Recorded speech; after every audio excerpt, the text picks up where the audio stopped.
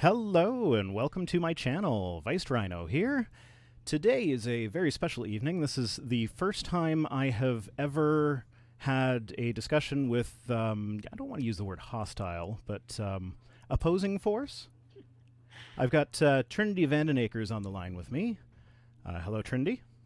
Hello. Okay, so just want to set some kind of guidelines for this. This is just going to be a casual chat. We don't really have a schedule. It's not going to be a formal debate of any kind.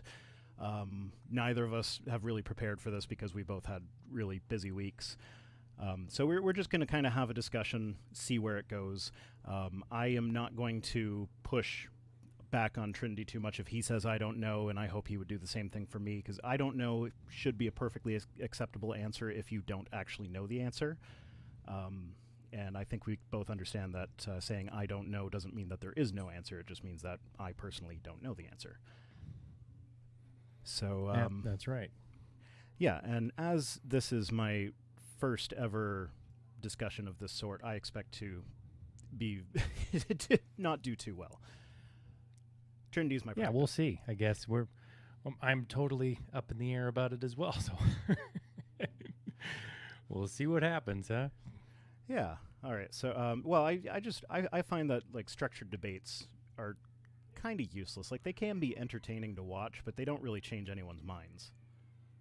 Not typically. You know, I've never actually done a debate, so I couldn't tell you like, oh yeah, I've totally won or lost one or something. But when you watch one, it never seems like you ever actually get anywhere. And I'm not sure that we'll get anywhere tonight either way. But I feel it's, I don't know. I would rather have a conversation and just discuss things.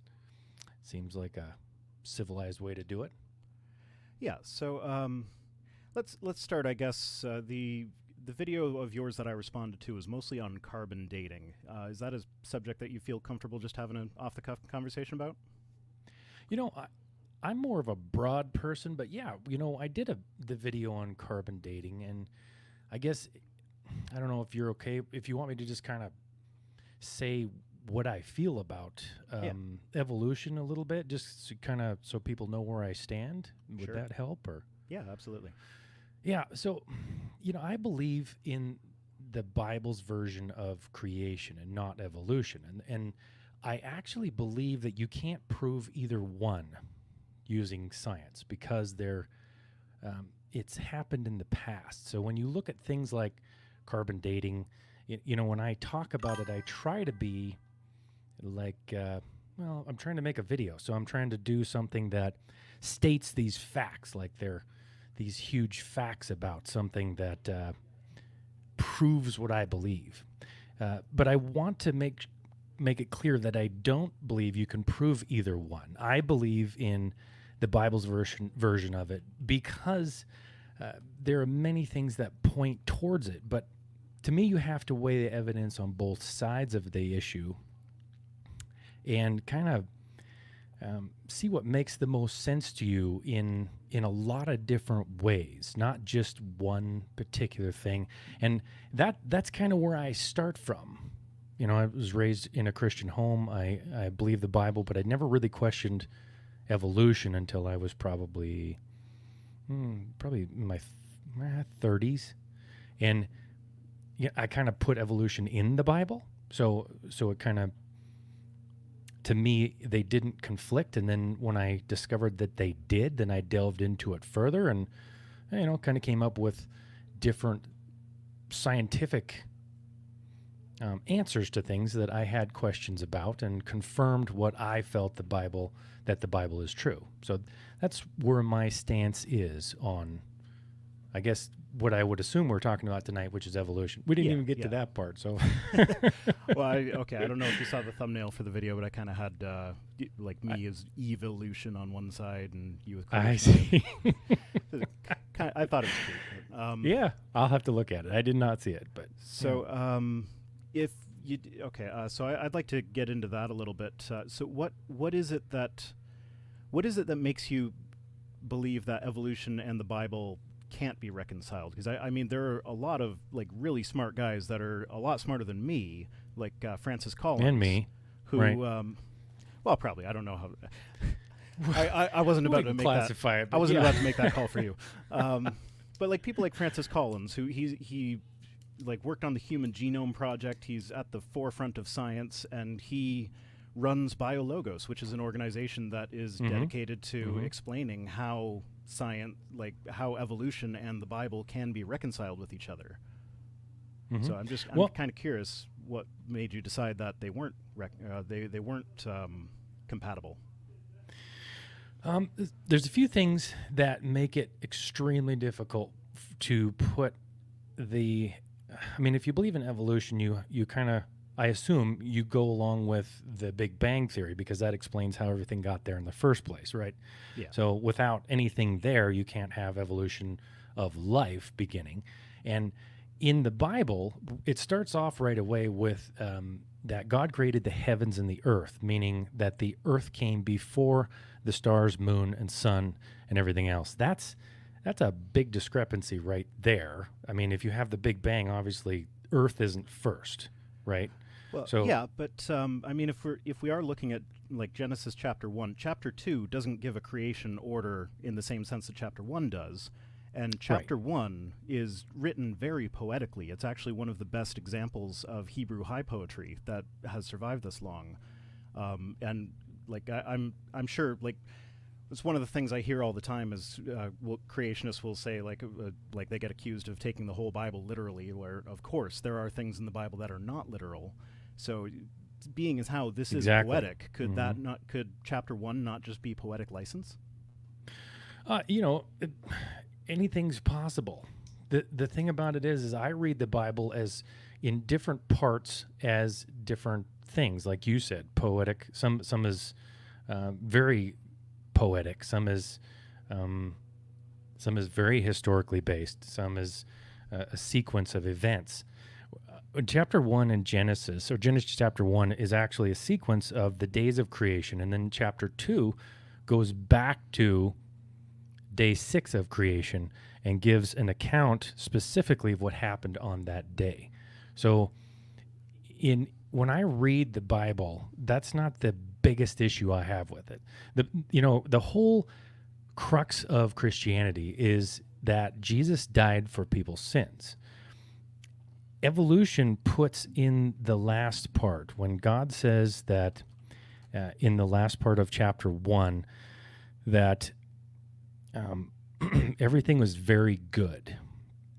If evolution were true and you fit it in the Bible as there's, like I did, where there's like a big gap between verse 1 and verse 2 where there's millions of years. That's what I used to believe. Then there would be all these you would have death and disease and everything in the world when God said that. So I think there was death in the world even before Adam and Eve ate of the fruit, if you're looking at Genesis 1. Especially like if we are taking Genesis 1 and 2 literally, in order for anything to live, there must be death, because the act of eating is killing whatever you are eating. Even if what you're killing is just a plant, that's still death. Right. And that would be a major difference where we separate, because death is of a living creature with a spirit in it, a soul, or whatever you want to call it, something that can live, think, and reason a little bit, is different, because God said that everybody could eat the plants. So all animals were vegetarian at that time. There was no... Adam and Eve were created as eternal beings, so they wouldn't have died. There was no death in any creature other than the plants at that time until the fall. Okay, but then if we look at when God kicked them out of the garden, I forget exactly which verse it is. I think it's towards the end of chapter 3. When God actually kicks them out of the garden, he doesn't kick them out of the garden because, like, the reason he gives is not that they have disobeyed me, so they must be, expelled from the garden. The reason he gives is that he can't have someone that has the knowledge of good and evil living forever by having access to the tree of life. So to me, that suggests that there was death in the Garden of Eden, but to stave off that death, you would eat from the tree of life. So Adam and Eve would have been immortal in the sense that they had access to a tree that makes them immortal if they can continue to eat from it. Kind of like, I don't know if you're a Harry Potter fan at all, but kind of like the Philosopher's Stone and the Elixir of Life. You know, I don't have any experience with Harry Potter. I actually do with... That was my computer, if you could hear that. I don't know if you could. I do with Lord of the Rings. No, but one of the things about what you're talking about in the garden there, if you're an uncorrupted being, see, Adam and Eve in the Bible, before they ate of they had the knowledge of good and evil. They didn't have the knowledge of evil. So there was nothing corrupted in their DNA. They didn't have to worry about that. You know, when we go through life right now, you can see around you that the world isn't quite right. I mean, things don't work. I mean, I get sad, I get depressed, I get things don't feel correct. If you go, well, I'm not even going to go there. I'm just going to say, once they had the knowledge of good and evil, if they would have then eaten from the tree of life, they would have lived forever like this. And that's what God didn't want for them. The body that we have now is corrupted. The DNA goes downhill. But the book doesn't say that. It actually says that they will be like gods, knowing good and evil and living forever. Right. It sounds like he didn't want competition. Well, it might sound like that, but if you look at this, I mean, if you feel that everything is like rosy in your all the time in your life, then maybe you can think that way. But it's actually a gift of God that we don't live forever like this. You look at humans try to kill each other all the time. I mean, in the past you have wars and evil happening everywhere. That is not something that, I mean we are not. I mean, you look at the coronavirus. I mean, it's not a fair thing. It doesn't have any good purpose. People that are really good die of it. And okay, but didn't God create the viruses like this? Did God create viruses in the Garden of Eden? Yes. So and how did they live? What I think viruses are is what they're coming to understand. Viruses are as bits of DNA. They're little machines that possibly, this is not something that somebody knows for sure, possibly were machines that brought things back and forth between cells, and now have gone, I wouldn't say rogue, but they're kind of deteriorated to where they now it depends don't whether we're follow talking about the a process. Retrovirus or a virus. So a DNA virus basically invades a cell and then hijacks the machinery of that cell to pump out more copies of itself. Right. A retrovirus inserts its own code into the DNA of the cell, and the cell will make more copies of the virus on its own. It doesn't need to have the actual virus in the cell anymore. It's got the DNA for it. And actually, that's actually one of I mentioned this to you while we were off the air, but I'm glad it kind of naturally came around to this. But so retroviruses are actually one of the great little pieces of evidence for evolution, because it's kind of like I don't know. Have you ever? Do you watch any atheist YouTube videos at all, or sometimes? Yeah. Okay, so I have a very limited amount of time to watch anything when you're trying to create a bunch of stuff. Same here. As you know, yeah. Yeah, so Apologia has an analogy that I like for endogenous retroviruses. So that's it's like if you have a book, that each book is slightly different from the others. They've all got different covers, and inside the book there are similarities and there are differences. If you look at page 20, page 20 in all the books is identical, except in 7 of the copies there is an identical pasta stain on that page. So now you can look at that and you can see that, like, when they were photocopying the book, they photocopied these 3 pages and then somebody spilled pasta on it before they photocopied the rest of the pages. So you can see that they all came from the same original source. And that's kind of like it is with retroviruses. So retroviruses, they become endogenous when they put their genetic material in the germline. I'm sorry, the chat's kind of distracting me. Everybody's just saying A. Somebody's saying A. Is that just A? one? Is that yeah, I'm wondering if there's something that I missed or if that's just someone spamming the chat. Okay, anyway, back to the virus. So it becomes endogenous when it invades the germline, so the reproductive cells, and then once the genetic material from the virus is there, it becomes part of that organism's genome, and we can there are I've seen differing accounts, but conservatively speaking, there are 50 million potential points of insertion where a retrovirus could insert its DNA in a genome about the size of the great apes, humans, chimps, orangutans, and all those guys. So every virus has got a 1 in 50 million chance, and then each virus has 3 individual data points that all, once they're in the genome, they can be traced individually. Like you can trace everything just from the one little snippet of code at the beginning. The snippet of code on the end would have been identical to the one at the beginning as soon as it was put in the code, but it changes on its own afterwards. And then all the stuff in the middle, basically. Like, I'm really oversimplifying this, but there you can construct 4 different evolutionary trees for every one virus that's in your genome, and they match up perfectly all the time. Like there's a certain amount of statistical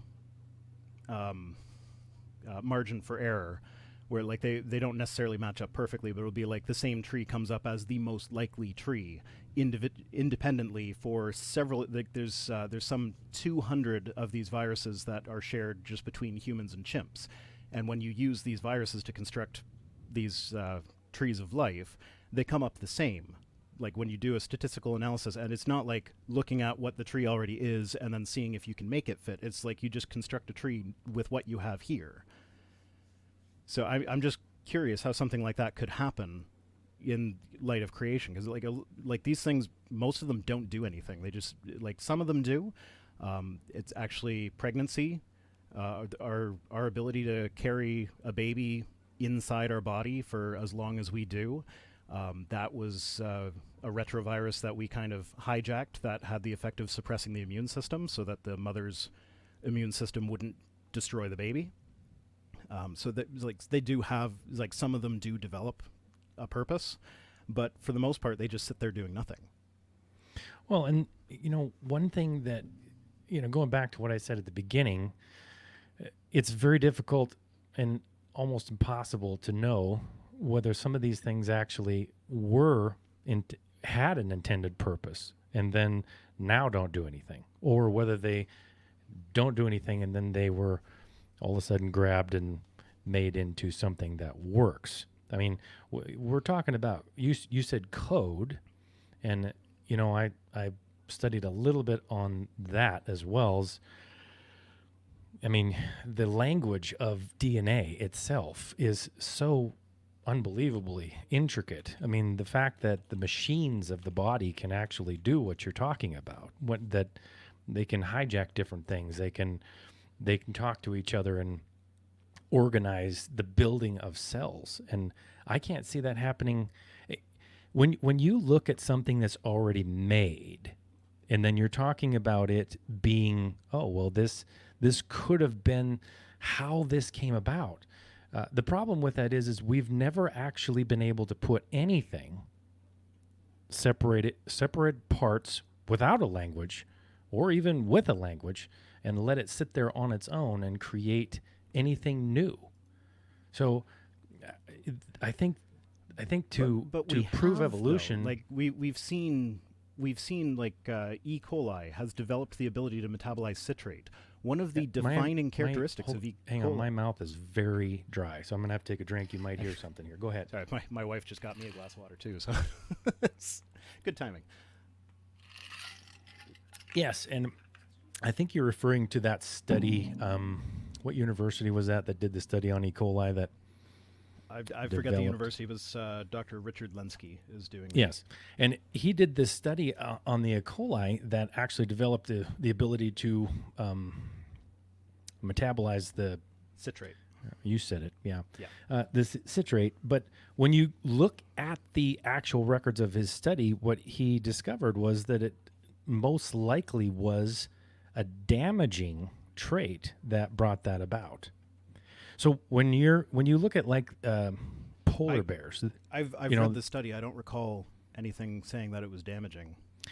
the process that made E. coli actually grow faster, like a beneficial, what would you call it? Mutation. It wasn't that it grew faster. It's so the way the experiment was. Well, it was run, able to eat something that it hadn't been able to eat before. yes, correct? And Yes. definitionally like that is one of the definitions of E. coli, of what makes E. coli and not another Right, bacteria. is that it can't eat or metabolize citrate. Right. Or yeah. Now, did I are say you that sure? right? Are you sure you're not? Yeah, you did. Are you sure you're not thinking of antibacterial resistance? No, I'm talking about the same study you're talking about. The one, well, possibly the one that where the guy that has worked with E. coli for like 15 years. I read the original Every study day. for after. I read the original study about the E. coli thing. Maybe there have been future ones. 'Cause there have been literally dozens of independent papers that have come out of his experiment.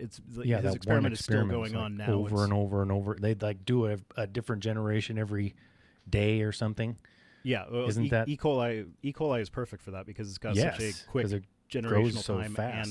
and you can freeze it, and so they can like they're And they're go back and literally see have what been it was times when at this someone point. has made a Yes. mistake in the experiment, and they're like, okay, let's just go back to the generation before the mistake was made, and Right. I will call that dedication.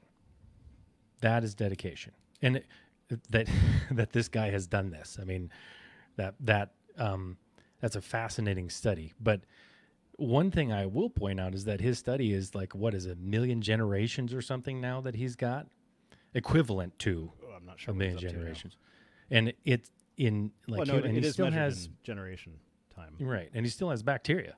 I mean, it hasn't done anything. It's Well, changing, bacteria- adapting okay, to that's- something. This is something. I'm just going to cut you off right here. Sure. It's a bit of a creationist trope that kind of drives me nuts.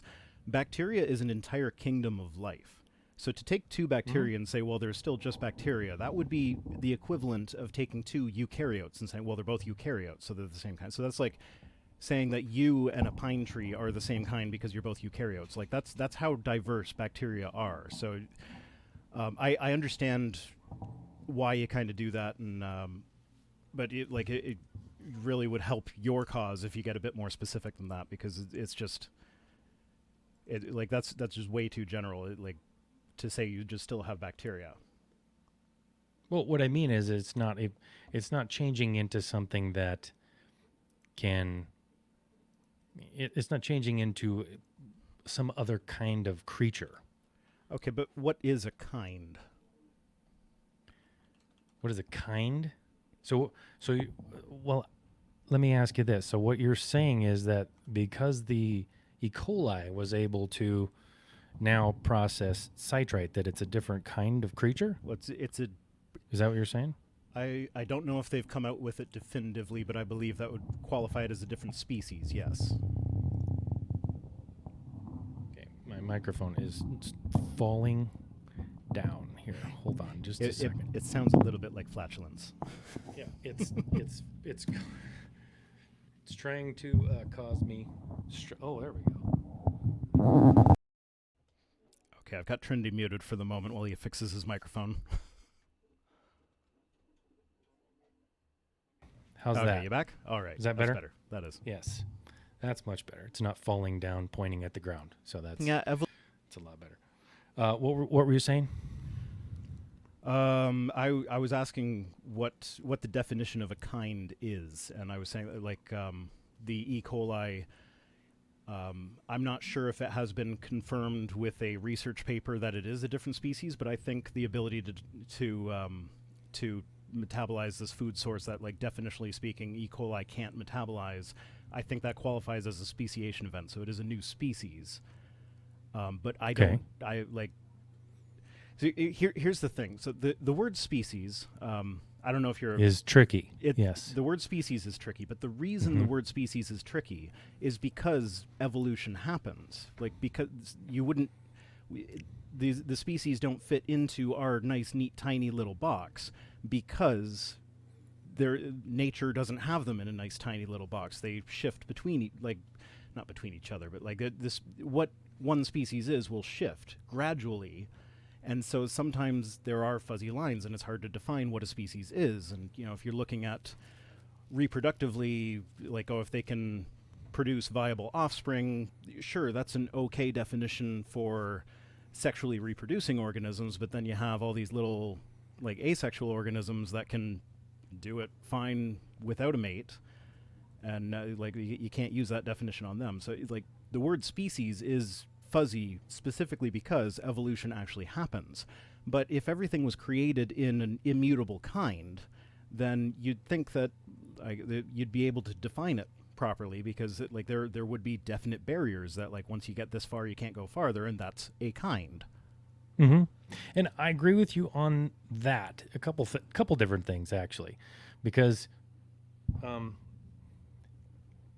to me, here's one of the problems that I feel that a lot of creationists have when dealing with evolution. And evolutionists, one thing that they tend to do is they lump one thing that does happen, which is speciation, into evolution across kinds. Like, because one happens, then obviously another one happens. Let's say, to just kind of show you what I'm talking about, if a cat being everything from a lion to a little kitty cat in your house, because they change and diversify so much in that kind, then a lot of times it's put together, well, then they can change into something else, like a dog. That's different. No, nobody has ever said that a cat can change into a dog. Yes, but that's a different kind. So what I'm saying is that I'm not saying a cat can turn into. I'm not saying that even that you're saying a cat can turn into a dog, but I agree that speciation happens on a regular basis. In fact, I think it's an ongoing process. So when I say that E. coli can, even if they say, yes, this is a new species, and the reason I say species is tricky is because every time I say species and somebody thinks I'm talking about, like, one species is dogs, one species is horses, one species is elephants. And that's not, people use it in different ways, you know what I mean? So let's go back to the cat thing, because, like, yeah, what defines a cat are the characteristics that it has. And when you and the DNA, the genome. Well, somewhat. And you can breed a house cat, technically, with any other kind of cat and get offspring. So you're in the same. Ooh, you can breed. See a source for a cat breeding with a lion. I don't know. You if should that's see possible. it. Yes. Now, not naturally, obviously, but technically it's possible. They even have orcas. So I should probably say killer whales breeding with crossbreeding with dolphins. We have up here in Montana. Yeah, I've seen that one. We have a lot of elk crossbreeding right now with moose because they're in the same kind. They're in the deer family. Now that's a weird one to me, but up here in Montana, we now have, because we've allowed the moose and elk populations to grow, they now have overlapped a lot. So now we're seeing these moose that have no palmation, and they've DNA tested these things and found they're half elk, so they're interbreeding.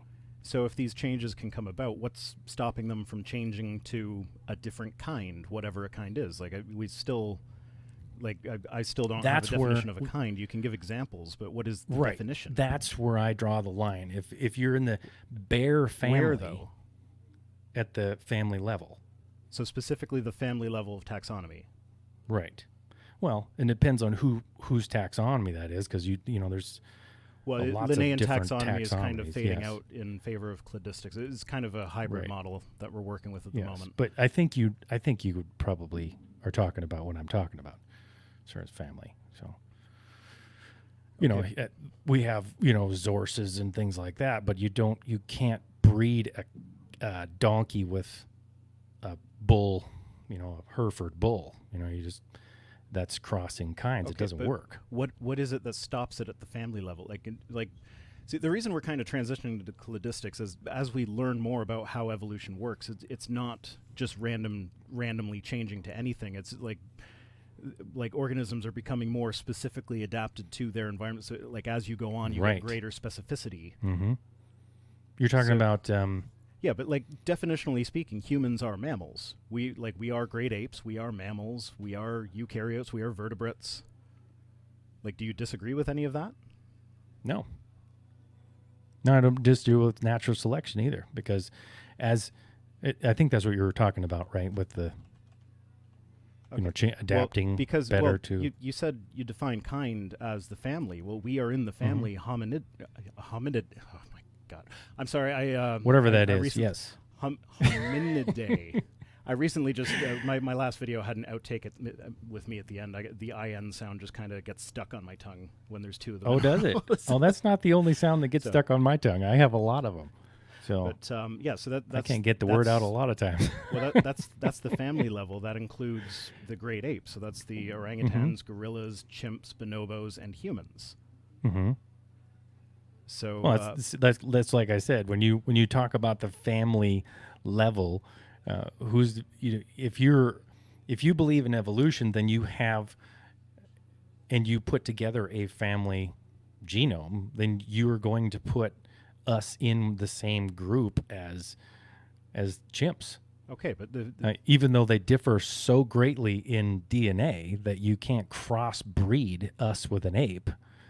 It doesn't work. So that actually hasn't been tested. It's close enough that it might I would be possible, guess but we should not try it. Yeah, I would agree with you on that one. But it hasn't been ruled out. Like the genetic testing that shows that we are related to humans. That's the same genetic testing that shows that. You mean that we're related Scottish to apes, descent. right? Chimps. I meant to say chimps. Did I say humans? Yes, I thought you meant to say chimps, but yes. So yeah, the same genetic test that shows that we are related to chimps is the one that we use to say that I am of Scottish descent. And I think you, judging by your last name, you're Dutch descent? Yes, very Dutch, yes. They're very, very, would I say, they're very stubborn people. So I'm only half Dutch, so I'm only half stubborn. Fair enough. So do you accept that we are genetically related to chimps? I think no. Would I accept it in a way? Yes, because we share a certain amount of DNA.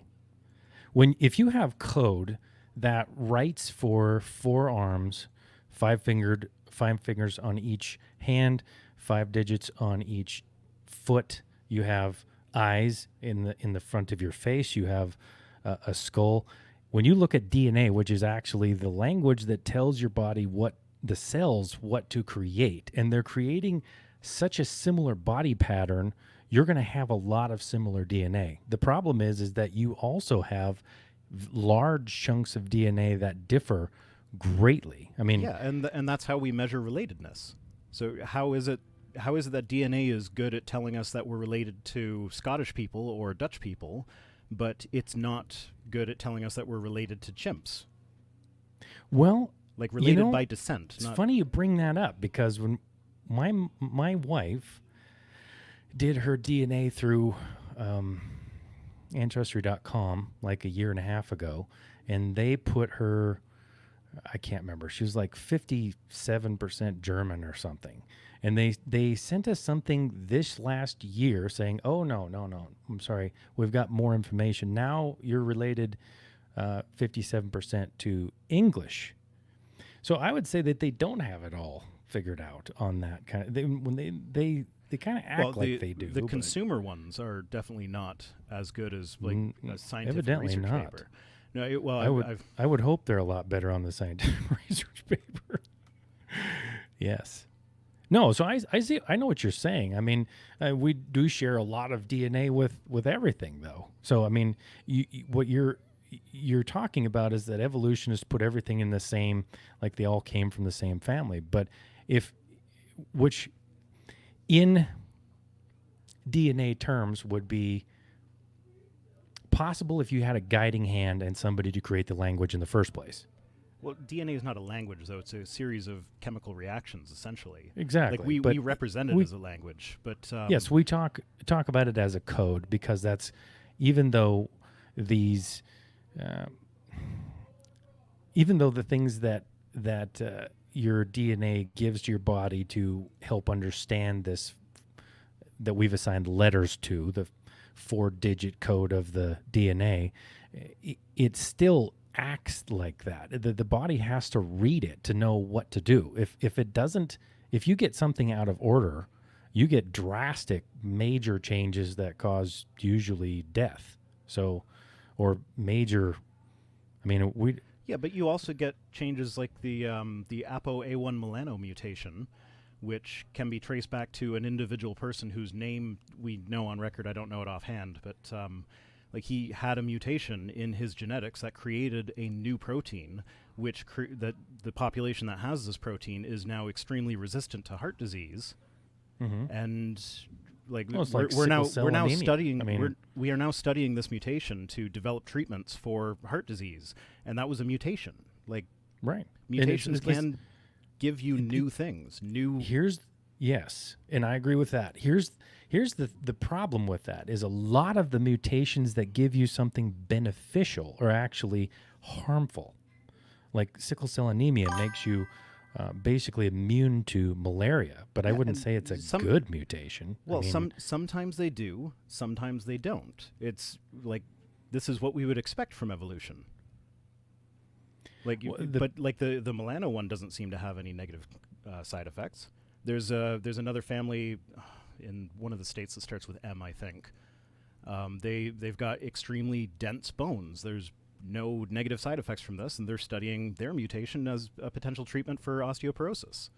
Right, and the same thing with, like, I was going to share about the polar bear. So the polar bear has different traits from a grizzly bear, and it was actually categorized as a completely separate thing 100 years ago or 70 years ago or something like that. And then we learned more about it and recategorized it to be more accurate. It's the same thing as a grizzly bear, but it's got a few changes in the DNA that cause something. There's 2 known major changes in the genome of a polar bear that make it more adaptable to its climate and its food source, the high-fat foods that it eats. And these are both, like, they're both damaging traits, but they bring about a very beneficial adaptation. The problem is that when you get into, like, a polar bear adapting to a specific environment, if you're actually getting rid of or damaging DNA, if I'm correct, and these studies are showing this exact thing, then if your climate changes again, are you reading the actual studies, or are you reading write-ups on the studies? Because I've read more studies on genetics than I care to count. And I have never they're not seen very them, interesting, but I've never seen them reference a mutation, like when they're talking, like, for instance, the dark fruit fly experiment. They don't tell us that, like, oh, this mutation was harmful and this mutation was beneficial and whatnot. They just say this is how many mutations they were, and they were of these kinds, and it'll be like insertion, deletion, translocation, and all the boring dry stuff. So, like, I've never seen an actual research paper say that, like, oh, this mutation harmed the genome. Like, it's just about... Well, the research paper on the one I'm thinking of says that these 2 I don't have that in front of me, obviously, but the two genes that are damaged are most likely harmful changes to the DNA. Okay, but we know there are beneficial mutations in the genome. So like this is well, what the problem is where that these natural ones were selection comes in. beneficial. Okay. The problem is that these two were directly beneficial. Okay. So if you have a beneficial mutation that is actually damaging, it's like Darwin looking at something. What? He's going to. What is being damaged? The genome, the organism. If you have a gene that can't digest citrate, let's say, because I can't even put it together right now. But if you have a couple of different things in that gene that make it so it can that turn off or deleted so that you can actually then that's a loss of genetic information. Is that where you're going? Exactly. Or so not a loss of genetic information. Sometimes it's just that you actually are rearranging information. Okay, but do you agree that like would you say that no new information can be created in the genetic code? Yes, I would say no brand new information that was not there originally could be created in the genetic code. Okay, but here's the issue with that. So mutations are perfectly reversible. So like if you have the genetic code and this G changes to an A, it is like if that counts as a lot, like if that is a detriment to the organism and it's a loss of information or whatever, then there can be another mutation later down the line where that A turns back into a G. So if the G turning to an A was a loss of information, then definitionally speaking, the A turning back into a G is an increase of information. And we know that mutations are reversible, so this is a plausible scenario. And well, it depends on the mutation. I mean, we have bad eyesight, and if we could undo that genetic mutation that happened sometime down the road, I would love to see it. But we can't undo damage to our DNA. I mean, we're going backwards in our DNA. We're losing information. Backward from humans. Where? How are we losing from information? Our starting point? I could show you a chart with just a couple clicks. Well, it's in a paper. Like there are. I can show you charts too, but okay, but it's a measurement. It's a measurement. It's a map of our genome, and it's pointing out all the spots where we've had duplication events, which is literally the same information being copied again. And this is one of the methods that that we use to develop new traits and everything. You get a gene that copies itself. You then have the original copy of the gene doing whatever it was supposed to do before. Now you have a second copy that can accumulate changes in a different direction and create a new function. There's a process called symbiogenesis where organisms will completely engulf the genome of another organism and incorporate its genome into itself.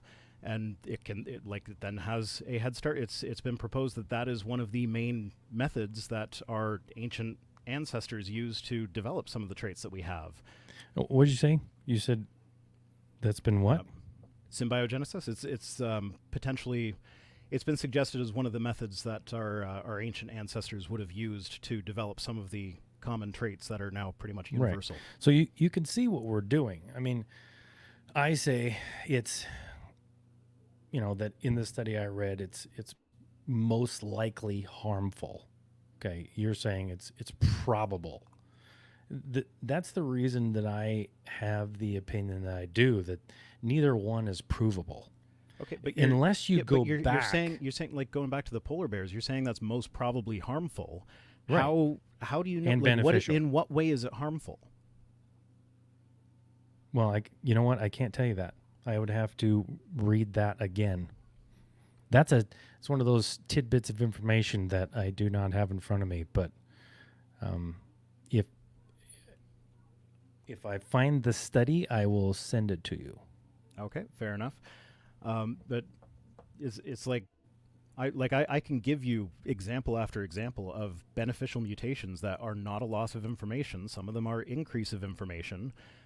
There's the TRIM5 CYP-A mutation in monkeys that makes them resistant to their version of the HIV virus, which is literally, it's the gene that codes for TRIM5 had a mutation that tacked another, like a semi-complete protein CYP-A onto the end of the TRIM5 protein, created a brand new protein by combining these two other proteins, and that gave them resistance to HIV. There's no negative side effects.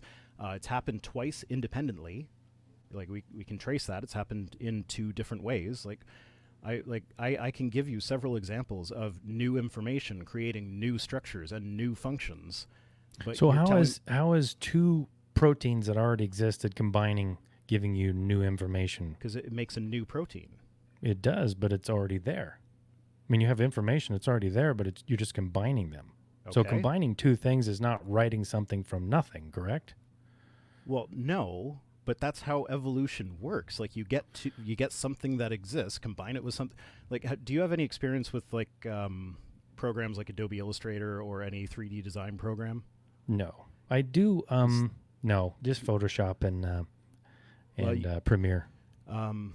So I've toyed around with them a little bit. I have a 3D printer that I've designed a couple things for, and that's like one of the basic things is when you're making something, you start with like 6 or 7 just basic shapes, like sphere, cylinder, cone, whatnot, and you just put them together, combine them, put another one in that makes a whole instead of combining, and like you can make very intricate things with just these few basic shapes, and that's what evolution does. It takes what's already there, and sometimes there are mutations that smash other things together. Like that, it was like the TRIM5 CYP-A protein is a brand new protein. Like it's not identical to the TRIM5 protein. It's not identical to the CYP-A protein.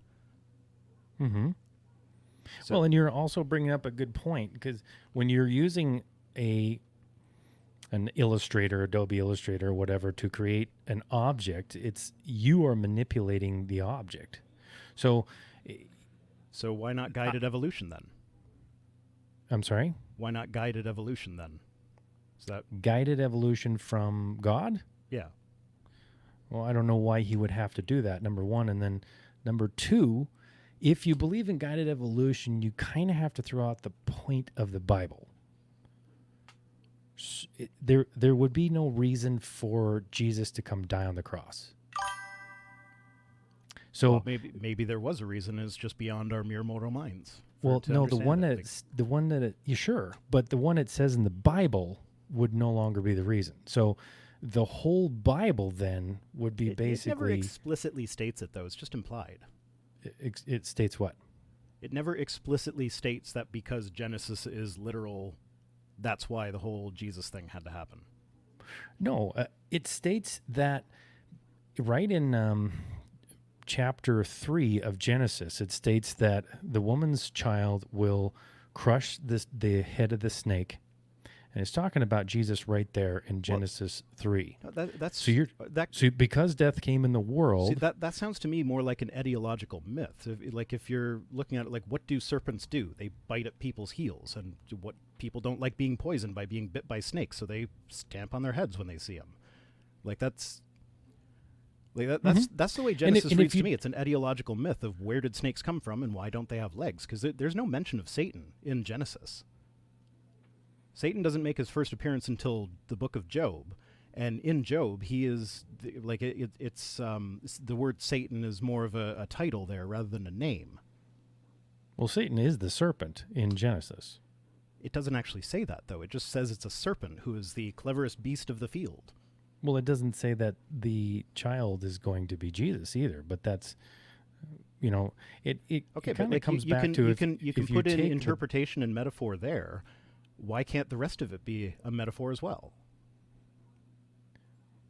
Why can't the rest of the Bible be a metaphor? No, like the rest of Genesis, like chapter 1 and 2.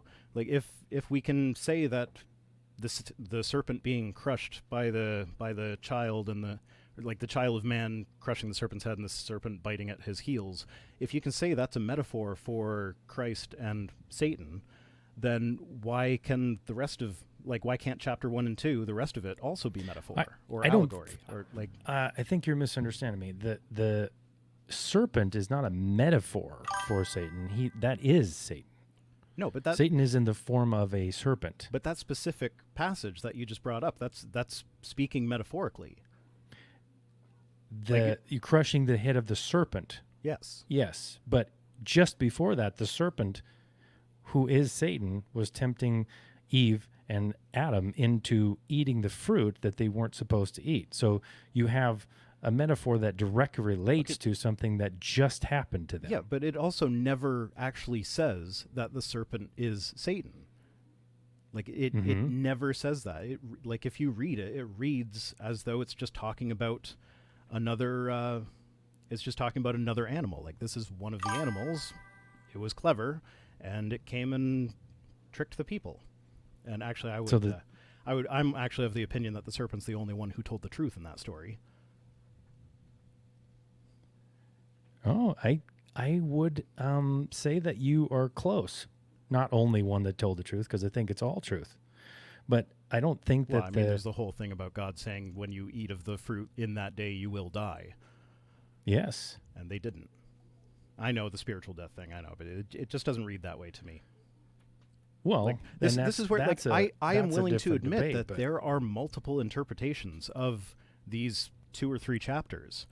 And I just don't understand why it needs to be insisted on that it is 100% literal in these chapters, except when you get to this verse, that's when it becomes a metaphor. Like, I don't understand how you can tell the difference. Like, it's all in the same story. It's written in the same tone. The whole thing reads as metaphor or allegory, or in the case of chapter 2, etiological myth. So, or prophecy. Because what you're talking about, the verse about stomping on the snake's head, that's a prophecy of what's going to happen, not a metaphor. But it doesn't read that way. It reads if you take a step back and look at it as if you've never heard of Christianity before, that sounds. It's very similar to, like, if you go to one of the Native American myths about reading about, like, why do bears have stubby tails? Why don't the bears have tails anymore? Oh, well, a fox tricked a bear into trying to fish with his tail in a frozen lake once, and when the fish bit the tail, the bear whipped it out, but it was frozen, so it came off, and that's why bears have stubby tails. And that's an actual myth. And it, like, looking at it from an outside perspective, this looks like the same thing. It's like, why don't snakes have legs? Oh, well, you see, back when God first created the world, the snake was the cleverest beast of the field, and he tricked the people into doing that, and so having his legs removed was punishment for what he did to that's humans. another thing. It does not say the snake had legs in the first place. The serpent doesn't say it. So if he's already crawling around on his belly, then why is crawling around on his belly a punishment? How is that a punishment for a creature dirt? That's... Well, maybe he didn't crawl around on his belly. Well, snakes don't eat dirt. He stood up. I have no idea. But it doesn't say he had legs either, is what I'm saying. No, it didn't say that. It says that the belly will have to eat dirt and crawl around on his belly and be the lowest of creatures. So why does it have to be so specific for that, but it doesn't have to be specific for anything else? Like, have to be specific for anything else? You're reading Satan into there where it never says that it was Satan, and now you're telling me that it didn't say that it had legs, therefore it didn't have legs. Well, I'm just using your argument. I mean, if everything we talk about and say, we have to imply certain things about it. So if you're saying, well, we can't say that because it doesn't say that, this specifically, then, we can't say that the snake had legs either. That's all I was saying. The whole point of everything about life and the Bible comes down to belief. The same as evolution. Except evolution, there are mountains of evidence behind it. Like, the vast, vast majority of scientists who spend their entire lives studying the subject are all in agreement.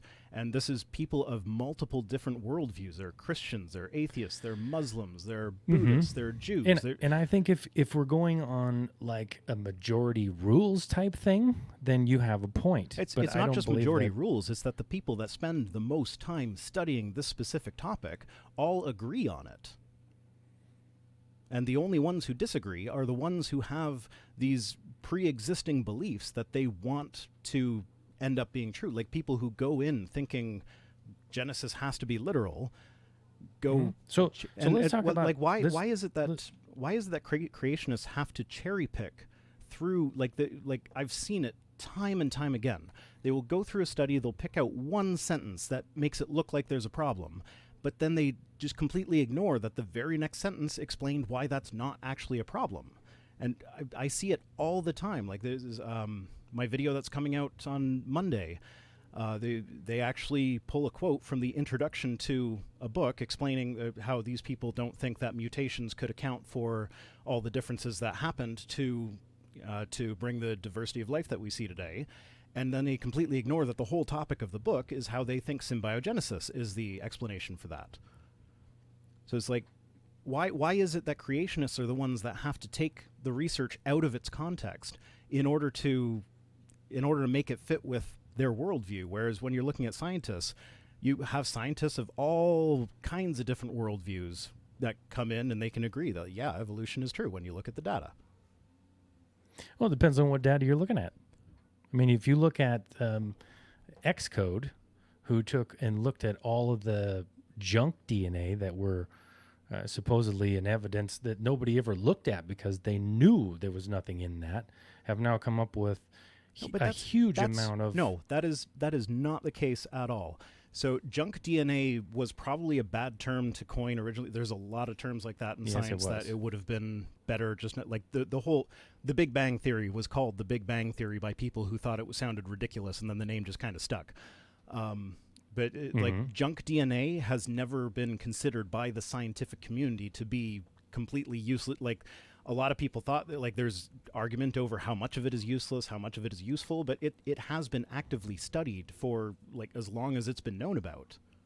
Man, that is okay. I have to say that when you say, and I hear I get a lot of comments on this as well. If I talk about any of these subjects, is that, well, nobody's ever said this, but the problem is that when you talk to different or read different evolutionists, I didn't say nobody. I said in the scientific community. So there I'm certainly talking about the been, scientific community. I've fallen into that trap myself of calling it junk DNA and say that. There's some of my old videos. I was not as thorough as I am now.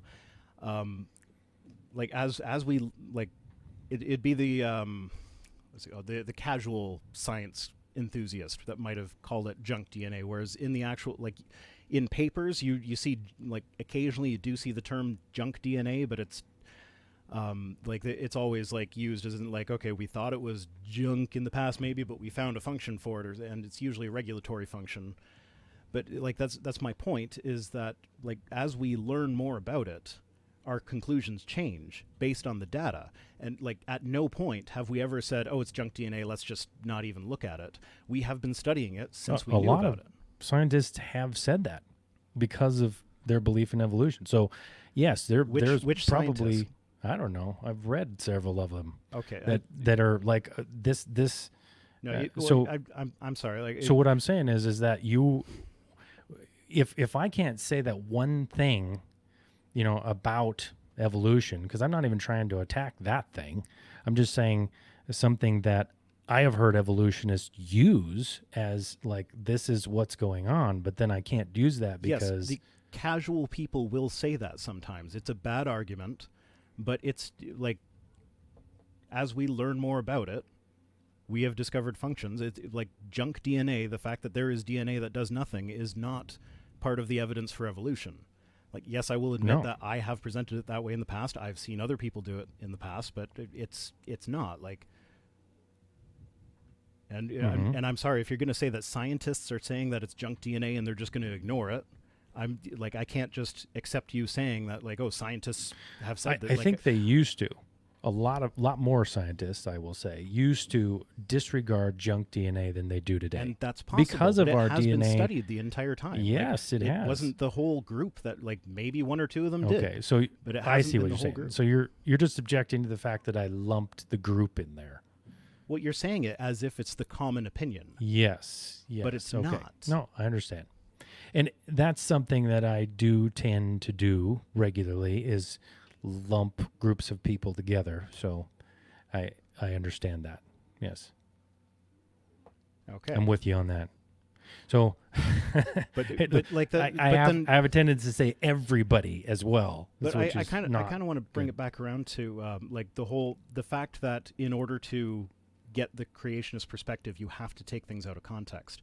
Like anytime I see Stephen it depends Jay on Gould your starting perspective. No, it really doesn't, because anytime I see Stephen Jay Gould quoted by someone who holds to biblical creation, I can tell you without even looking up the quote that it is removed from the context of the debate between punctuated equilibrium and gradualism. Because when Stephen Jay Gould writes, he says things that can sometimes be very inflammatory against gradualism, because he favors punctuated equilibrium. But they always remove it from that context and present it as if gradualism is the theory of evolution as a whole. But like, you don't see that from the scientific side. When a scientific person, like in a paper, when they're quoting another paper, they will quote everything that's relevant, and then they will say, here's my citation, go look at this paper and check it out. That's one of the biggest frustrations that I have is a lot of times in creationist videos, they will say they're quoting a paper, but they won't say what paper it is. They don't make it easy to find. They don't have their sources in the description of their videos. That's something that you like. It's almost exclusive to creationist mindsets, and I'm not even just being exclusive to Christian creationists. Like, is Islamic creationists as well? It's the same thing. Now, wait a minute, because what you're saying is that creationists, you're kind of lumping all creationists into one group as well. Yes, because in order to come to the because I've never seen a creationist that gives full context to the important quotes that they're giving. You've never seen one? Never. Well, maybe you need to look at people like Behe. Yeah, Michael Behe, the guy who sat in a court table saying there was not enough evidence for, like, he was saying things were irreducibly complex. We don't know how these things came about, and he had books stacked on top of each other saying, well, here are all the, like, here are a sampling of the papers that explain how these things came about, and then he just sat there and continued to just assert that no, there's not enough evidence, even though he had a whole pile of it right in front of him. So you think there is enough evidence for what he was talking about, for like the flagellum to come from nothing? Okay, not from nothing. Evolution is not about. So well, it had to start from somewhere. Yes, it did have to start from somewhere. If you want to plunk God into the we don't know how abiogenesis happened yet, that's fine. That's a lot of people do that. James Tour is probably the loudest guy I know of that does that. And James Tour does really, really good work at Rice University. He's a really good scientist when he's being scientific. But sorry, I lost train of thought. We're talking about Behe. No, I was wondering about starting from nothing. I mean, we're talking about things that... So the theory of evolution... The theory of evolution does not talk about the origins. It's just about what happens... So where do you believe the origins came about? I would accept abiogenesis, but that's not important to evolution. Like, well, it is kind of important to evolution, because without whatever your belief is of where the materials came from to form anything, but you don't have any starting point. It doesn't matter. It's like if you so if you're building a Lego set, it doesn't matter where the stuff comes from. It doesn't matter. If you are building a Lego set, it does not matter to you while you're building the set whether those pieces were injection molded or 3D printed. Where those Legos came from does not matter. You have the set, you're building the set. So evolution would be the building of the set.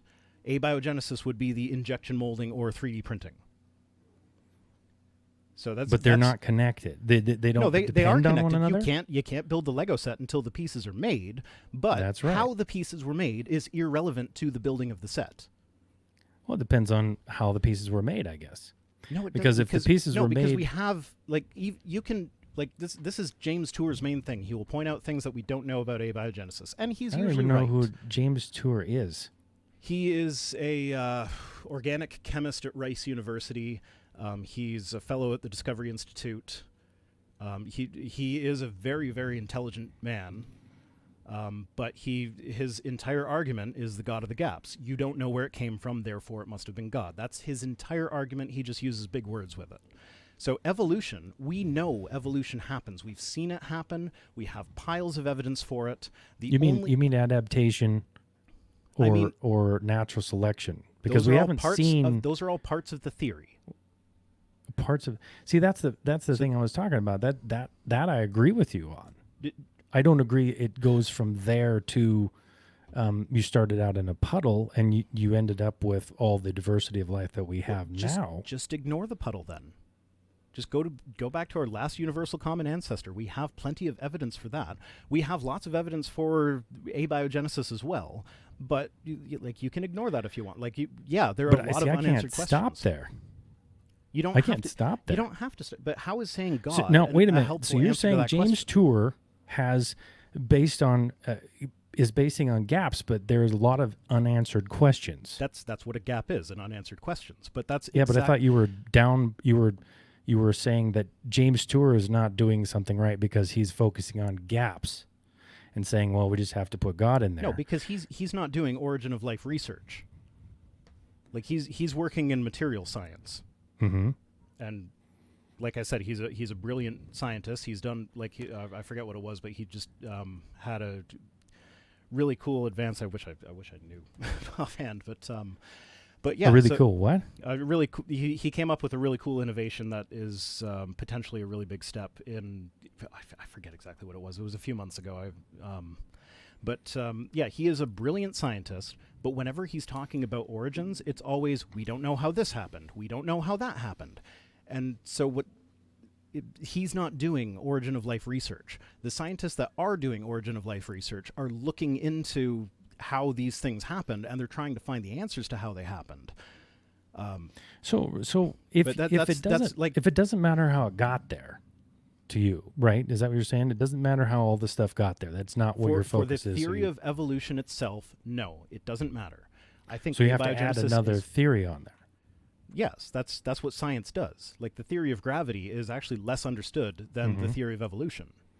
So, but you're okay with the fact that you don't know where everything came from to start evolution from? Yes, then that's the whole purpose of science, is to find out the answer to those questions. Like, always. So there are always going to be questions that we don't know the answer to. That doesn't mean the answer is God.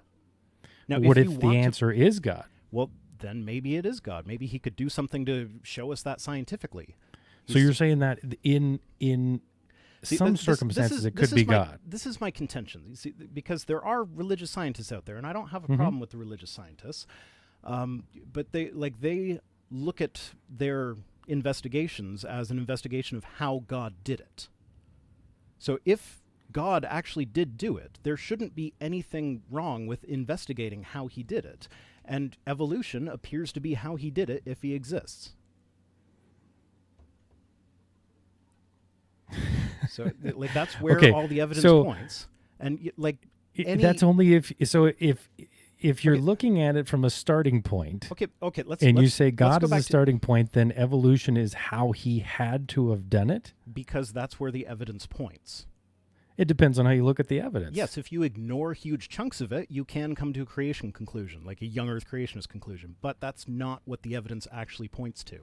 And exactly, so the evidence that you're talking about is what you've talked to me about with today. You're talking about natural selection, genes changing to adapt to different environments. That's the type of evidence that you're talking, like the fact that we have common DNA with something.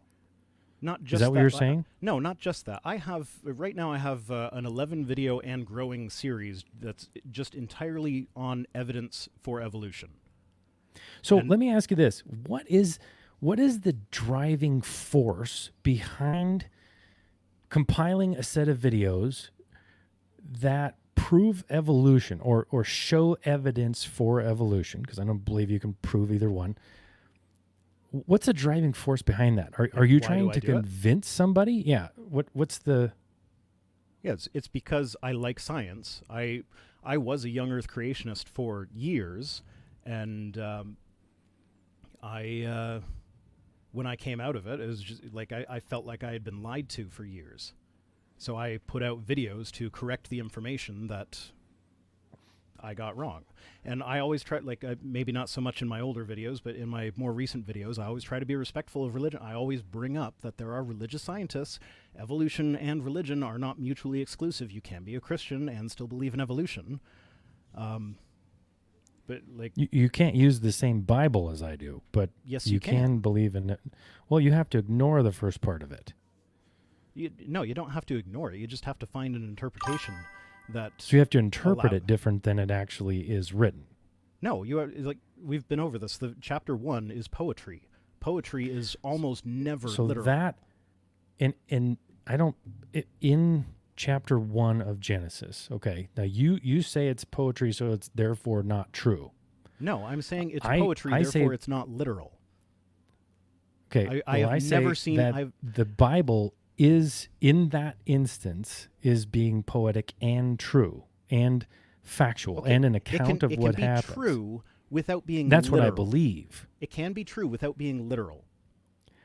But what direct evidence points to the fact that that isn't literal? The age of the Earth. And where are you getting the age of the Earth? Lots of places. Isochron dating is an excellent one. So before we get into isochron dating, I'm trying to understand something, which is what the purpose is. Now, I get it. If your life's like goal and enjoyment is science, and you want to delve into that might be the reason why you do what you do. Is there any other reason why you try to convince people that evolution is proven? No, just because I enjoy it, and I think people should be educated on the matter. They should have. But why should they be educated on the matter? What do you feel that's? I mean, what's the purpose? Education for education's sake is an excellent thing. Like, and why though? Why would education not be good? Wouldn't you rather have more knowledge than less? Well, this is what I'm going to ask you. And the reason I ask these questions is, and I'm actually looking for the answer. In my view, if you believe in evolution, I would assume you believe that when you die, there is nothing after that, correct? That's because I'm not a Christian, not because I believe in evolution. There are Christians who believe evolution, that's who believe absolutely that true. they die and they go to heaven. That's not what I'm saying. Okay, that's what you believe, correct? Yes, when I die, there is nothing.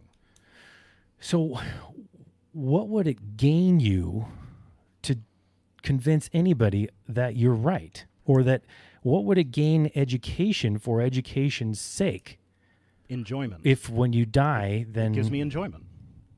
Gives you enjoyment. But what about somebody who doesn't get enjoyment out of I can see that. Now, I'm with you on this because if I believe that if evolution is true, then you ought to get every ounce of enjoyment out of life you possibly can, and that's it. Because there's nothing after When I was a young this. Earth creationist, I missed out on a lot of enjoyment that I could have had. So I don't want other people, like, this is my only life. I'm trying to live it the best that I can, and I would like it if other people did the same. Right, but I mean, I can understand that for you, but why about other people? I mean, when you die, there's nothing after that. Because I have empathy. Why? Okay, why, if our life is eternal, then what is so important about this one? Like, it is, scarcity is what makes things valuable. This is my only life, so I treat it as if it is the most valuable thing that I have. Well, and if you're not eternal, you're right. It's the most valuable thing you have. But that's not, I'm trying to understand why you have empathy for other people, or you want to help because empathy was a beneficial other people. trait that helped us for survival. But it doesn't benefit you when you die. No, right? It benefits your genes. If you yeah, but you don't know what your genes are doing. Are you talking about selfless acts? Yeah. Because so empathy it's a bit tricky because it's all based on an in-group. We evolved to care about our tribe, our local tribe of people. That's actually why racism is such a problem, because it's hard for us to get around my tribe. So being more caring about people that are more similar to us, because that's how we evolved. That was what was beneficial to us, because if we share the vast majority of our genes, like the closer you are in appearance to someone, the more genes you share with them. So when you are with people that are the same as you, if you give your life to protect your children, then your children carry on your genes. So your genes might have died off in you, but your genes are still going on in the people that you protect. Like that's the evolution impetus behind it. So the only reason you do something good is an instinct then. Is that what you're saying? Not necessarily.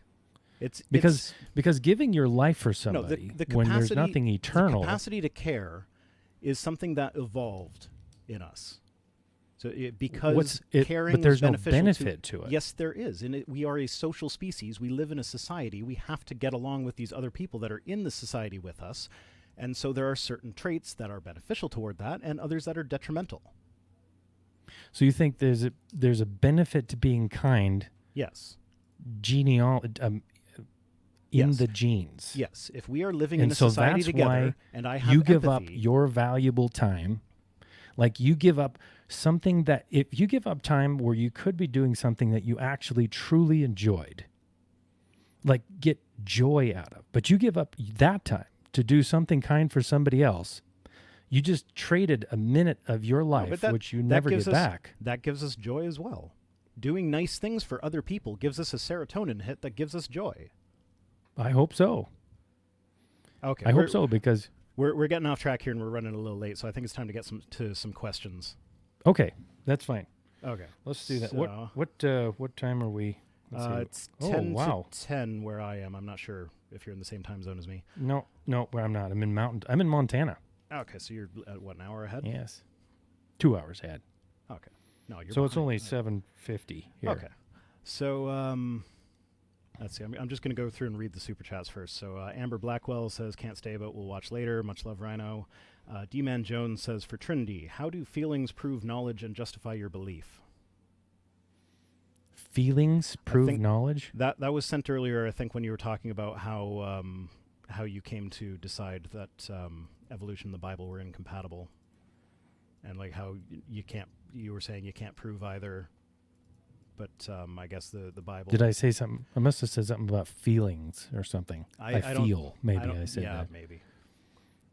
It just comes down to what I believe. I believe that there isn't sufficient evidence like laying before me because we can't go back to the past. We can see what's here, and we can try to put together a path. Like you put together what you feel is concrete evidence, and a lot of people put together what they feel is concrete evidence for something else. But I don't believe there's concrete evidence for either one that would like say, here you go. Here's the smoking gun of both. This is exactly what happened,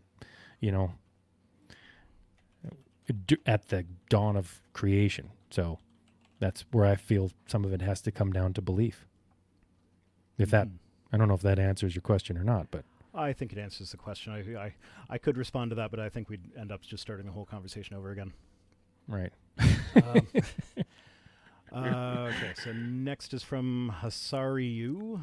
I think I'm saying that right, maybe. If death is a gift, why is it almost always brought up alongside sin? For example, the wages of sin are death. I think that's with reference to yes, earlier. And that's yes, death. Death is not a fun gift, but I did say that it was a gift because, like the Apostle Paul said, to die is gain because you lose this body where we're conflicted and that's what I believe. We right now we struggle with all kinds of things, and we struggle against each other. I mean, people steal from somebody else. It's because they want something from that person. You're causing harm to other people because we're confused, and things are like things aren't right because of the fall of man. So death is a benefit in that. If you believe in eternal life, like I do, then after death, you lose that constant struggle with life. And, the knowledge of good and evil, basically, is what it is. All right. And then I think you answered this one already, but your same person said, do you believe in micro or macro evolution? And I think you kind of answered this. Kind of. Yes. I mean, microevolution, if you define that as inside of a species, where I define a species, because, like I said, there's all over the I think place. you mean to say kind there, because we agreed that speciation is a thing earlier. In kind of a, yes. So that's where I say species is tricky. Partly I say species is tricky for me, because when I say species, sometimes I use the word species for other things, but I believe that you know what I'm talking about. Anyway. Yeah, if there's one thing that being on YouTube long term has taught me, it's that you always have to be extra specific in your wording. Oh, my goodness. If there is any room for interpretation the wrong way, somebody will interpret it. Yeah. Yeah. D-Man Jones says, what about the human mutation that allows for digesting lactose? Where's the detriment in that? So I don't know how familiar you are with that, but about 10,000 years ago, there were 3 individual mutations in Europe, West Africa, and the Middle East that allowed for the digestion of lactose. And it's actually been hypothesized that mutation has allowed, that mutation was responsible for the fall of the Byzantine Empire, because the troops that were fighting against them were more well nourished because they could drink milk. It's an easy, calorie dense source of nutrients. Mm-hmm. I'm sorry. What was I supposed to answer something there? Question was, where's the detriment in that? Well, I didn't say there was the things that I was talking about were actual physical, like loss of information in your DNA, which I didn't say caused detriment always. In fact, in like the polar bear, causes a very beneficial physical attribute.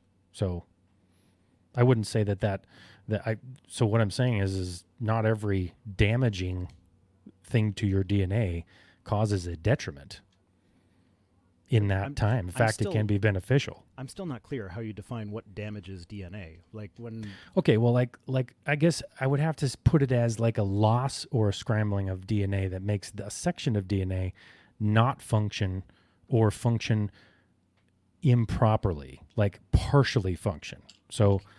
Yeah, but then we can go back to the TRIM5-CYP mutation, which it was an increase in information that combined 2 proteins to make a new protein. Like it was an increase of information. Right, and all I around. didn't, I don't know about that at all. The ones I'm talking about are specific that are damaging or loss of information. Mutations would maybe be a better I guess term for it. I guess where I was but going loss with of that is information can cause beneficial. But there are also gain of information mutations that are beneficial.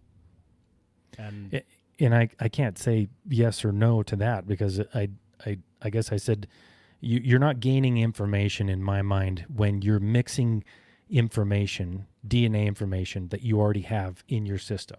So that's can you not see though how like mixing this information in a way that increases the amount of it can over time, like where is the cutoff point? Like how does that stop? Like it can happen over and over. Well, how did again. it start? Is more of my question. When that's if you have though. Like we've discussed this, how it started is irrelevant. Well, I mean, what do you mean? How does it stop? Like where. Like there's an increase of information that creates a new protein, an increase of function, an increase of structures. That, like, what's to stop all these increases from adding up over time? I don't know. I mean, I would think that we would, as humans, be defeating diseases and the old age and everything faster than we are. I mean, we have technology that defeats it, but we're not defeating it in our DNA. So, I mean, but okay, we got to move on. We're going to start over again. Sorry. Glass Monster sent $2. I'm skipping reading the comment. It's just kind of I don't know. Glass Monster, if you want your $2 back, just let me know and I'll send it to you on PayPal. Steve Stevens sent $2. Says you've been taken for a ride. Steve Stevens again says, stop being Mr. Nice Guy.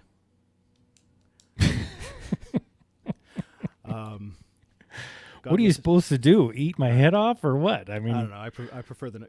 Well, I think I think some people weren't happy with me not pushing back quite as hard as I could have to some of the things that you've been saying. Mm-hmm. But hey, I said at the beginning, this is my first time. I'll be bad at it. Yeah, well, me too. Heck, I had a good time though. It's been very enlightening and interesting. So, all right. Godless Engineer says, can Trinity explain the apparent fusion of chromosome 2 in Homo sapiens, and what explanation does creationism have for this?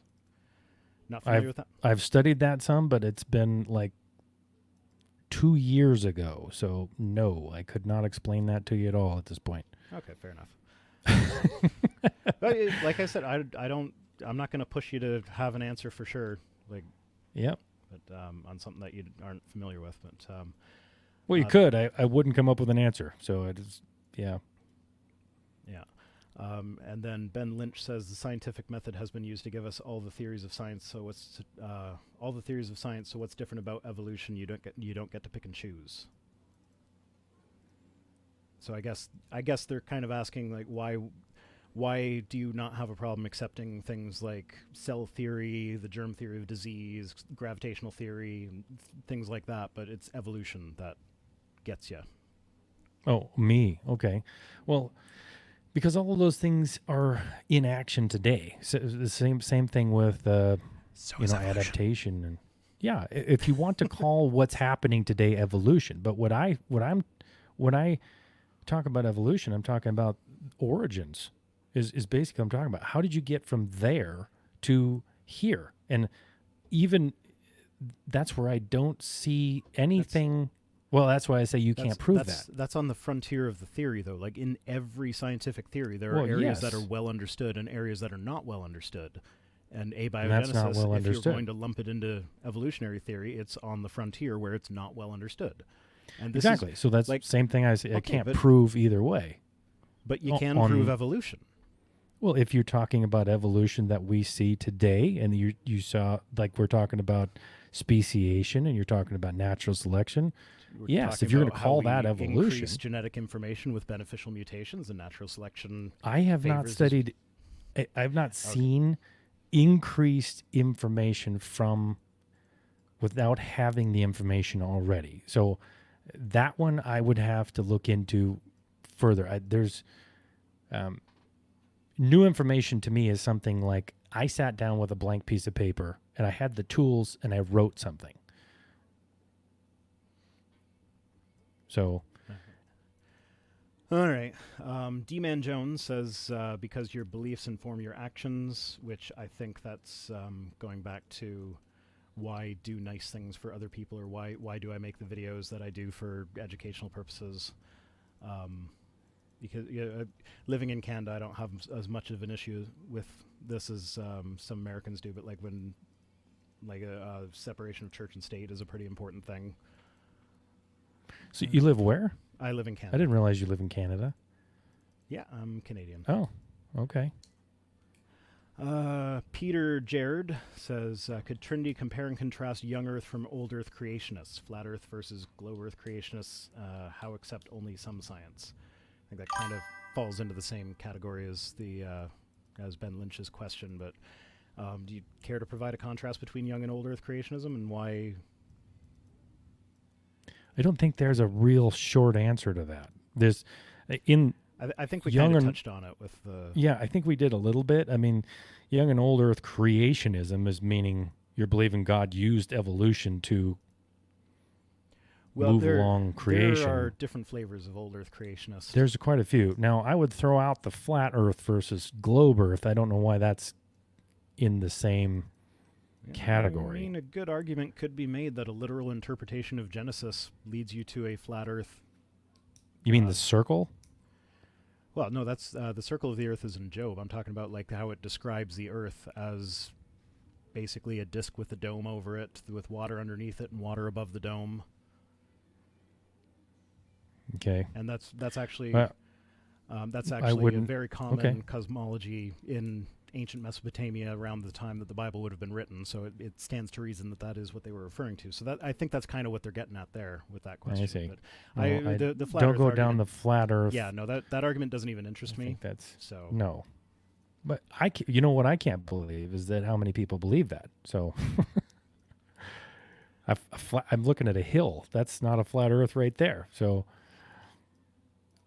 Okay, so Hisari, I'm sorry, I'm saying this name wrong, I'm sure, but they ask again, follow up on origins of evolution. Why can't we use what we see today as a template for learning what happened in the past? Why can't we use those things? Yeah. You can, but you have to interpret it somehow. It's the same thing with creation. God created the heavens and the earth. The same thing with using what's happening. Things are changing right now on the earth, but you have to go backwards. You have to try to look at something that's happening now and make an assumption on what's that same thing is what started everything. And that's why I can't say, and I believe that God created the heavens and the earth, but I can't say you can prove either one scientifically. Does that answer the question at all, or? I think so, but I think what they're kind of getting at there. This is actually something I meant to bring up at one point, but like the way creationists look at abiogenesis today is similar to how people in Newton's day looked at the orbit of Mercury. Like Newton formulated his laws of motion, and they fit everything perfectly except Mercury. Mercury didn't fit. It wasn't until Einstein came along later that he developed the theory of relativity that explained why, like, Mercury is too close to the big gravitational source that is the sun, that and that's why it wasn't quite fitting with Newton's laws. And Newton actually said right in there that, like, oh, it must be God keeping it in place. And that's kind of how we see the creationist argument about abiogenesis, is that it's just something we haven't figured out yet, that they're looking at and saying must have been God. Well, I would ask, have you figured everything out about what you believe in evolution? Is everything that you believe in evolution been proven in fact? No, not everything has been proven. Then we're in the same boat. That's what I'm saying. Not. We have to both have because some things have been proven, like the fact that we have a common ancestor with chimps, like the fact that the Earth is 4.5 billion years old, like the fact that the universe is 13.7 billion years old. These are facts that have been proven. Okay, that's one I wouldn't agree with, because I don't think you can prove the age of the universe unless you were there at its start. We've taken a picture of the cosmic microwave background radiation, which is the result. That's basically the fingerprint of the Big Bang, and it happened about 300,000 years after the Big Bang. So you're looking at something right now, yes, and saying that was the fingerprint of what happened 300,000 years ago. No, that's something what that I happened don't 14.7 billion years ago. Okay, 14.7 billion years. The light that that's gets what to us I from don't believe. Okay, but here's the thing with the cosmic microwave background radiation. It was predicted by the Big Bang Theory. They didn't know that it was out there. It was said, if the Big Bang Theory is correct, then we should see just microwave radiation coming at us from all directions that will show us a picture of the early universe. They hadn't seen it yet. They just predicted that, like, this is what the math says. If we were right, this is what will be there. It wasn't till a couple decades later that they finally got a picture of it, and it was exactly as it was predicted to be. How could they predict it if they're just looking at it and making an assertion that it's from it? They mathematically modeled it and predicted that, like, this will be the result of the Big Bang. Same thing with, like, and there's you believe that there's no other way for that particular I believe if set God of just circumstances made it that way, to come about. He was being awfully, like, if God made it that way, he was being awfully tricky about it. Like, why would he make? That's an assumption on something that God did or didn't do. He knows everything, does he not? Yeah, but we don't. No, but he does. So he knew. He does. So he knew that when we discovered the cosmic microwave background radiation, we would have already come up with a theory that is, in your view, wrong. And so you're saying that God wouldn't have done it that way because it would have pointed to. I'm saying that the way God did it makes God look deceptive. He made the universe look old. Mm-hmm. And he knew that this is how it would look when he made it. Like, are you okay? Are you okay with God being deceptive? God's not deceptive. So then why did he make the universe look old?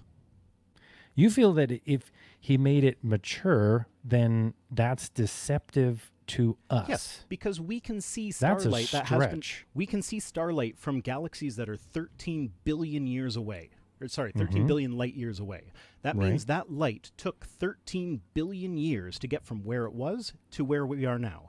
If the universe was only 6,000 years old, we would not be able to see those stars or those galaxies. So So you're saying that when God because we created, can, when God God's created deceptive? the universe, yeah, because when God created the universe, he would have had to make it with this light already in progress so that we'd be able to see it. Why wouldn't he do that so we can actually enjoy more of what's out there? Why wouldn't he make it in such a way that we can enjoy all the stuff that's out there without it having to break the laws of physics in order to be visible? Well, God doesn't even exist in the laws of physics. Inside the laws of physics. Okay, so why well, would he always obey them? That's my point. That's my point. If he wanted us to believe that the universe is only 6,000 years old, he shouldn't have made things 13 billion years away. He should have done it close enough that, I don't know. What we're discussing right Starlight- now is he what made God Starlight- should or shouldn't have done instead of the facts. And when you said the And facts fact is the 13 the universe whatever looks billion years old. So The universe looks old. God It has could been have made it predictably old. We So have, there is a possibility that it's not old. Right? I don't understand what you mean by that. Like what I'm saying is, like, he made it appear old. Right. That is deceptive. It's not old, but he made it look old. He made the starlight already in progress. He made radioactive isotopes decay in a way that makes the Earth look older than it is, in ways that independently agree with each other across several different methods of testing. He went out of his way to make everything look ancient. And that's deceptive. Yes.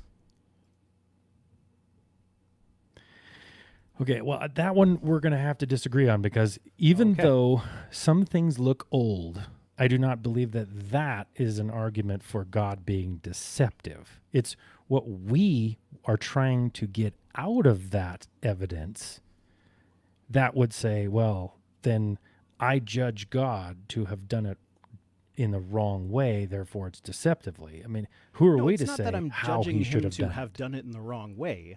I'm saying that he made it look old. He did. It is a fact that the universe looks old, and I've seen creationists admit as much. The light is that you're talking about. Not just the light. It's everything. It's the light.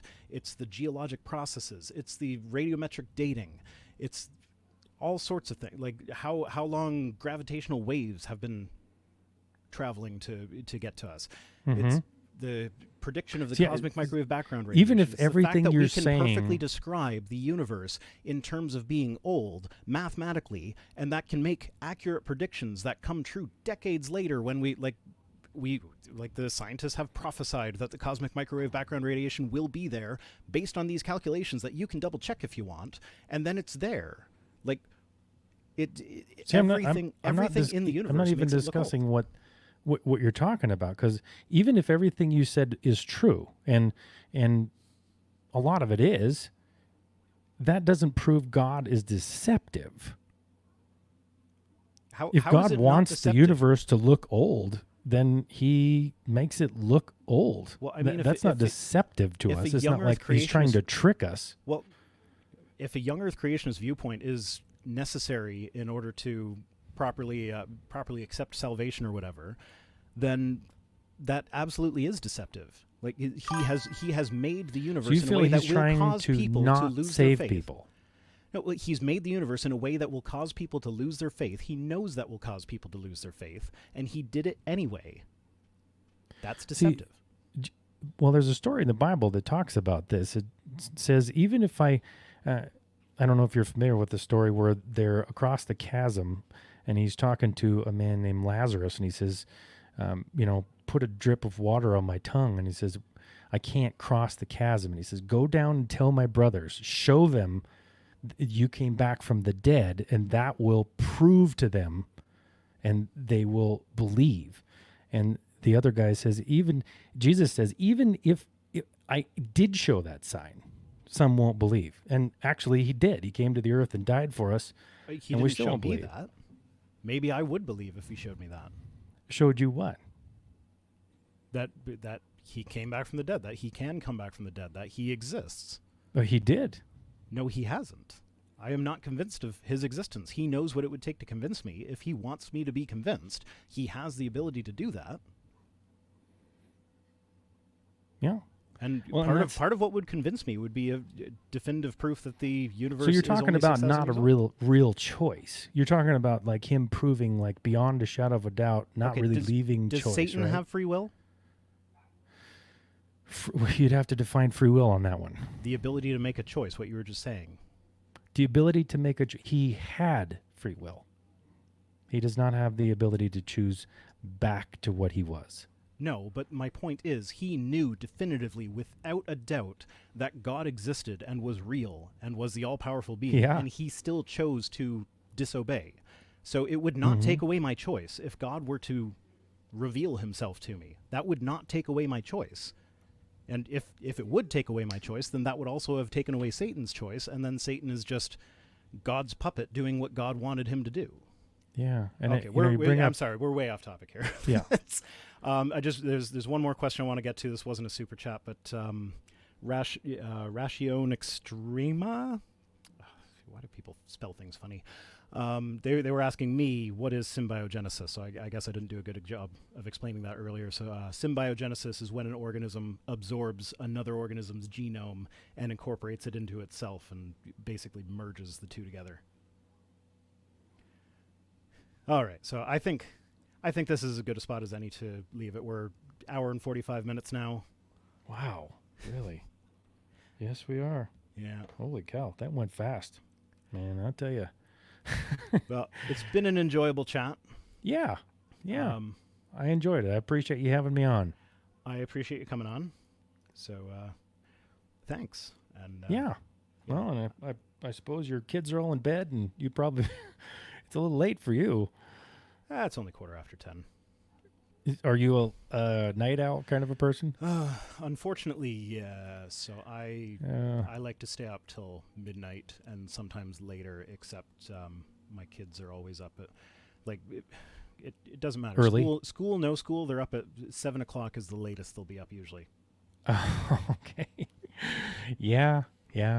I'm not. I don't know. It depends on the night that I'm a night owl or not. It's just like every other day. It's different, but I am really enjoying having my kids home.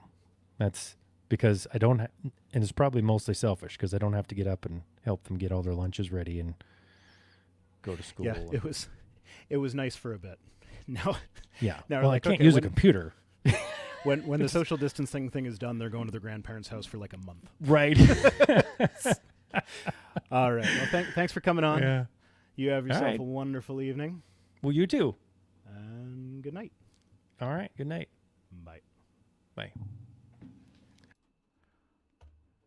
Okay, so I'm still here. Trinity is gone. That was fun. I saw lots of you weren't really happy with the way I handled things. I'm sorry. Like I said, I'm new to this.